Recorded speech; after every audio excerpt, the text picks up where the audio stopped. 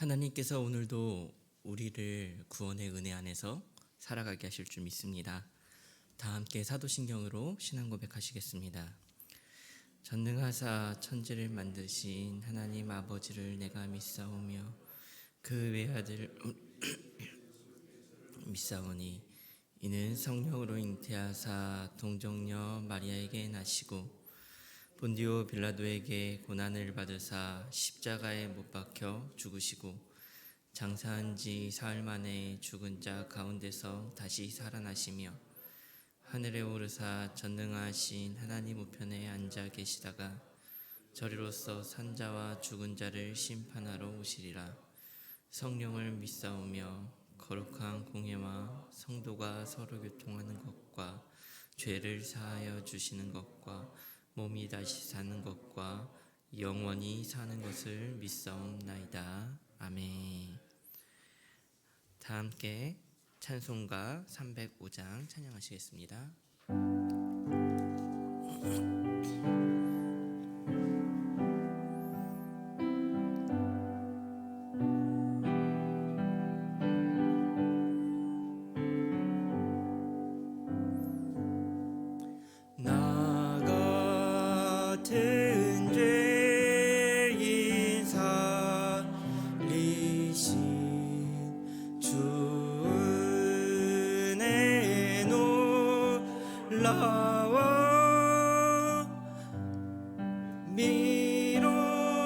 미뤘던 생명 찾았고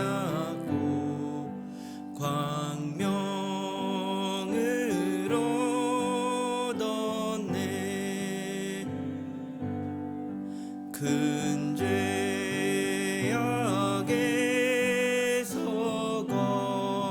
거지신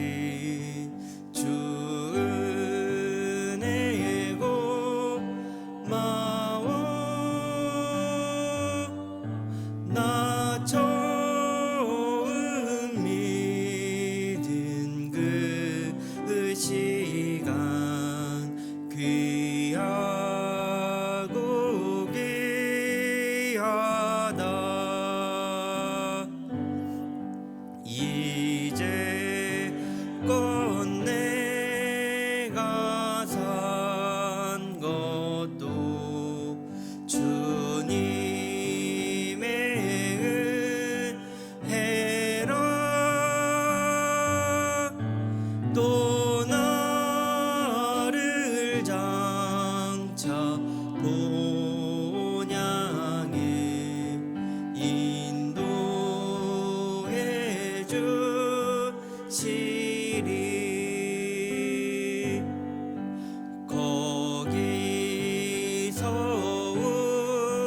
우리 영원히 주님의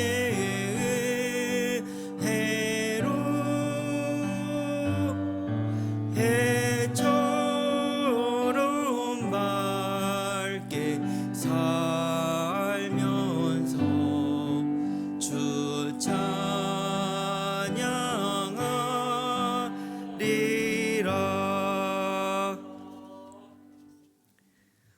오늘 우리가 나눌 하나님의 말씀은 로마서 9장 1절부터 5절의 말씀입니다. 로마서 9장 1절부터 5절의 말씀입니다. 교독하여서 읽도록 하겠습니다. 내가 그리스도 안에서 참말을 하고 거짓말을 아니하노라. 나에게 큰 근심이 있는 것과 마음에 그치지 않는 고통이 있는 것을 내 양심이 성령 안에서 나와 더불어 증언하노니 나의 형제 곧 지적하여 내 자신이 저주를 받아 그리스도에게서 끊어질지라도 원하는 바로라. 그들은 이스라엘 사람이라. 그들에게는 양자됨과 영광과 언약들과 율법을 세우신 것과 예배와 약속들이 있고, 함께 읽겠습니다. 조상들도 그들의 것이요 육신으로 하면 그리스도가 그들에게서 나셨으니 그는 만물 위에 계셔서 세세의 찬양을 받으실 하나님이시니라. 아멘. 오늘도 말씀과 기도로 하루를 시작하시는 우리 모든 성도님들을 환영하고 축복합니다. 우리는 계속해서 로마서를 함께 나누고 있는데요. 8장까지는 복음에 대해 확실하게 이제 제시를 했습니다. 8장의 끝을 어떻게 맺습니까? 그리스도의 사랑에서 끊을 수 없다. 확실한 사랑에 대해서, 확실한 구원에 대해서 말씀을 하고 있습니다. 그래서 로마서 8장 38절에서 39절은 이렇게 기록을 하고 있습니다.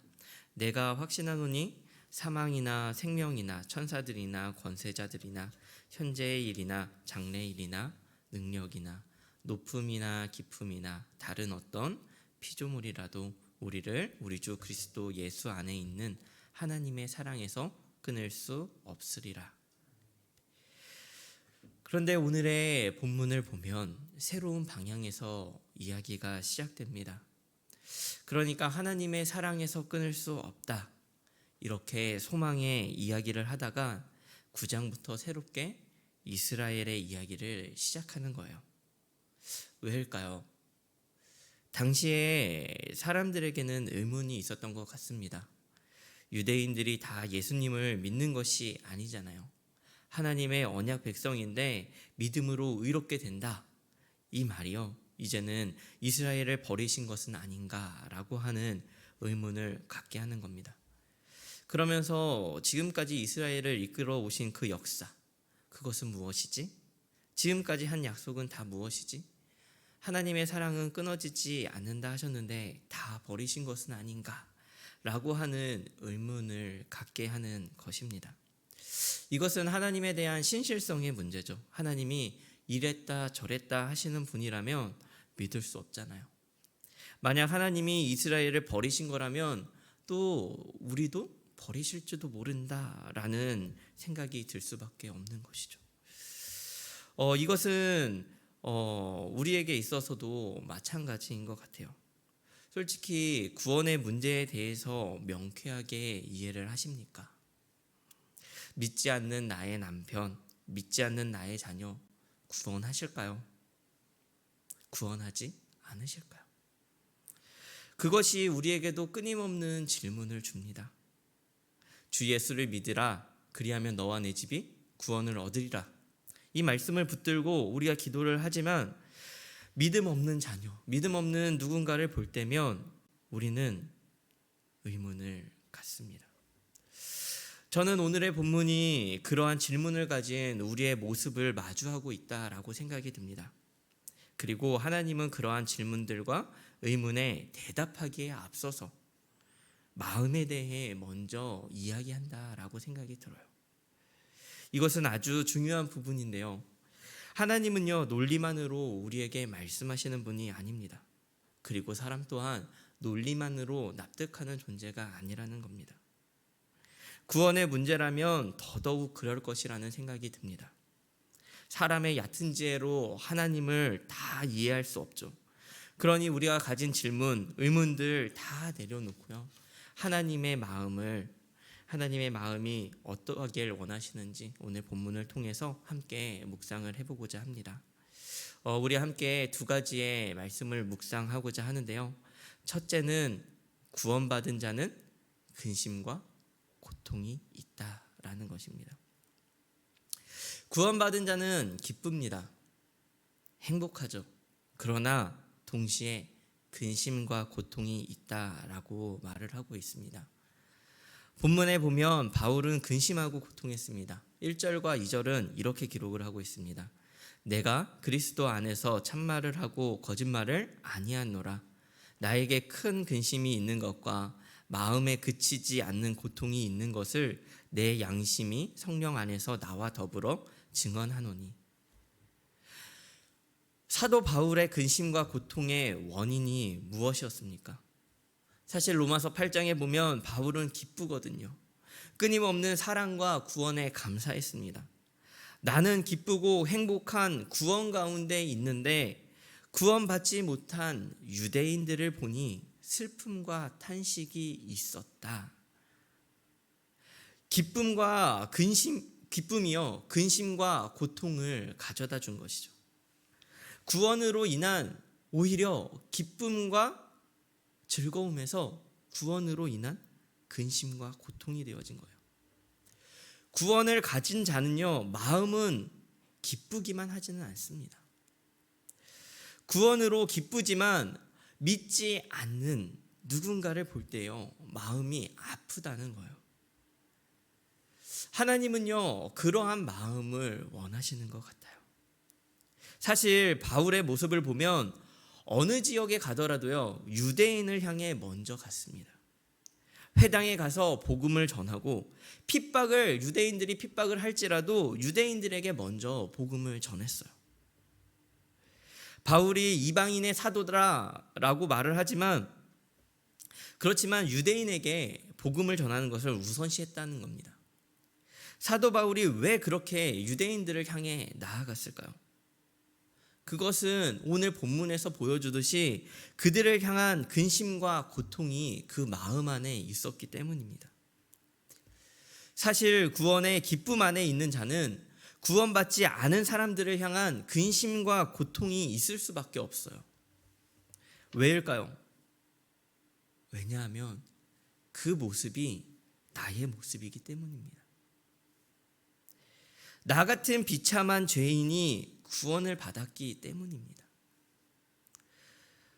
로마서 9장 18절은 이렇게 말씀합니다. 그런즉 하나님께서 하고자 하시는 자를 긍휼히 여기시고 하고자 하시는 자를 완악하게 하시느니라. 구원은 하나님의 주권에 달려있다 말씀하시는 거예요. 우리가 끊임없이 구원에 대해 하나님의 주권에 있다라고 늘 이야기를 합니다. 그런데 괴수 중에 괴수인 바울의 눈으로 보면요, 나 같은 죄인도 하나님께서 구원을 하셨는데 하나님께서 긍휼히 여기지 않으실 자가 누가 있겠습니까? 바울을 보면 유대인들과 다를 바 없는 과거를 가졌잖아요. 예수님을 믿는 자들을 붙잡고 핍박했죠. 그런데 하나님이 바울을 구원하셨습니다. 유대인들이 핍박하는 것을 보면 볼수록 그들의 행동에 화가 나는 것이 아니라 안타깝고 가슴이 아픈 겁니다. 구원받은 자는요, 구원받지 못한 자들을 보면 근심하고 아픈 거예요. 왜요? 그것이 나의 모습이기 때문에. 동시에 그들이 구원을 받을 것이라고 하는 소망을 품게 되는 거죠. 왜요? 나 같은 자도 구원을 받았기 때문입니다. 나 같은 자도 하나님께서 긍휼히 여기시는데 다른 사람도 긍휼히 여기시지 않겠습니까? 하나님의 주권과 선택의 문제 이전에 하나님은 영혼을 사랑하는 마음, 다른 사람을 나 자신과 여기는 그 마음을 원하시는 겁니다.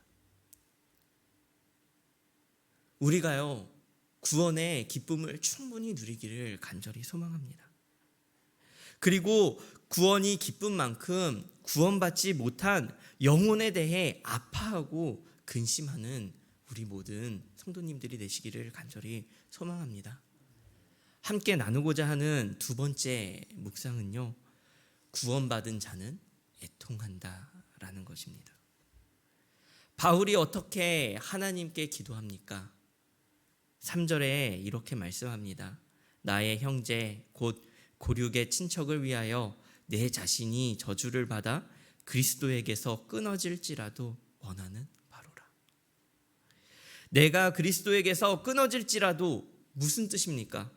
내가 지옥 가도 좋으니 저들을 구원해 주세요 라고 하는 기도입니다. 여러분, 정말로 바울이 천국과 지옥을 트레이드할 수 있어서 그렇게 하지 않고 하는 하나님께 거래를 하는 그 이야기입니까? 하나님께서 그러한 거래를 하실까요? 아니죠.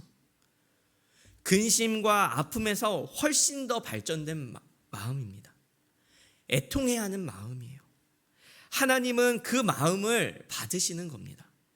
왜냐하면 이것이 예수님의 마음이기 때문입니다. 예수님이 이 땅에 오신 것, 살아계신 하나님께서 인간의 몸을 입고 이 땅 가운데 오신 것, 그것은 바울이 지금 말하는 것과 같이 스스로 저주를 받으신 것이었어요. 인간의 몸일 뿐 아니라 십자가를 지신 것, 그건 역시나 스스로 저주를 받으신 것이에요. 우리의 구원을 위하여. 구원의 기쁨은 근심과 고통을 낳지만 영혼의 사랑은, 영혼을 향한 사랑은 애통함을 낳는 겁니다. 십자가를 지실 수밖에 없었던 예수님의 그 사랑의 마음입니다. 하나님은요, 이 시대에 애통해하는 자를 찾으십니다. 하나님은 이 시대에 예수 그리스도의 마음을 지닌 작은 예수를 찾으세요.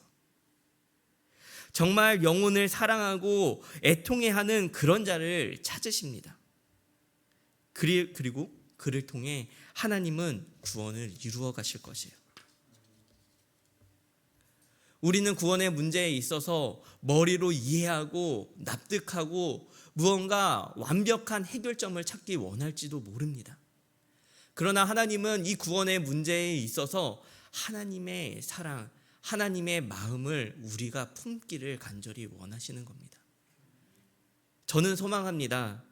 구원이 우리만의 축제가 되지 않기를 소망합니다. 구원의 기쁨이 근심과 아픔을 낳고 근심과 아픔은 애통함을 낳아서 정말 예수 그리스도의 사랑이 이 땅 가운데 퍼지기를 소망합니다. 비록 우리의 모습은 앞에 놓인 것에 급급한 삶이지만 그 구원의 기쁨 안에서 이러한 소망이 꽃피기를 기도하는 오늘 하루가 되기를 주님의 이름으로 축원합니다. 우리 함께 말씀을 기억하면서 기도하길 원하는데요. 우리 첫 번째 기도하실 때는 주님, 내가 비참한 죄인임을 잊지 않게 하여 주옵소서. 나 같은 사람도 구원을 받았기에 구원을 기대하고 소망하게 해달라고 우리 함께 그 구원을 소망하며, 그리고 혹시 마음에 품고 있는 분들이 있다면 정말 그들의 구원을 위하여 함께 기도했으면 좋겠고요. 두 번째 기도하실 때에는 주님의 마음을 품게 해달라고 기도했으면 좋겠습니다. 간절하고 애통한 마음으로 구원을 위하여 기도하는 작은 예수가 되게 해달라고 기도하며 나아갔으면 좋겠습니다. 마지막으로 교회를 위해 기도하실 때에는 경조부를 위하여 기도하는 날입니다. 장례를 당한 가정과 준비하는 가운데 있는 가정마다 부활의 소망이 있게 해달라고 함께 기도하며 나아갔으면 좋겠습니다. 기도하시겠습니다. 하나님, 함께하여 주옵소서.